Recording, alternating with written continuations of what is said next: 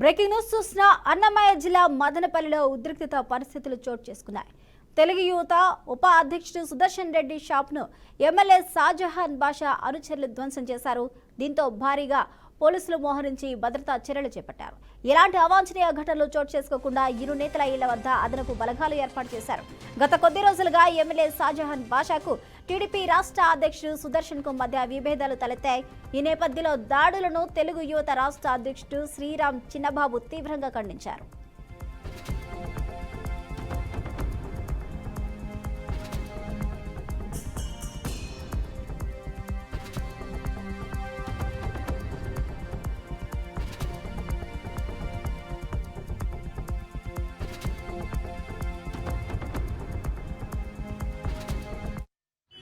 ఉపాధ్యక్షుడు సుదర్శన్ రెడ్డి నాతో ఒక తమ్ముడుగా ఆ రోజు నుంచి కష్టకాలంలో నిలబడినాడు.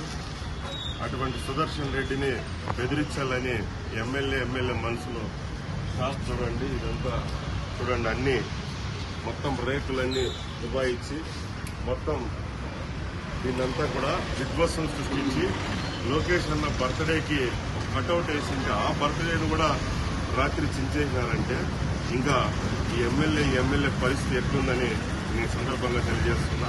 ఏదన్నా ఉంటే రండి, డైరెక్ట్ ప్లేస్ చెప్పండి, డైరెక్ట్ అటాక్, డైరెక్ట్ వస్తాం ఎక్కడికైనా సరే. ఈ చిల్లర రాజకీయాలు చేస్తే బెదిరే వాళ్ళు ఎవరులే మేడ.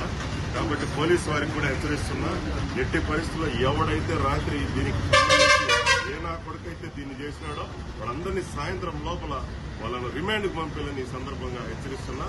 ఇటువంటి చట్టాకు తప్పులకి ఎవరు భయపడం, ఎట్టి పరిస్థితులను లీగల్ గా ఎదుర్కొంటాం, పార్టీ హైకమాండ్ కి తెలియజేస్తాం.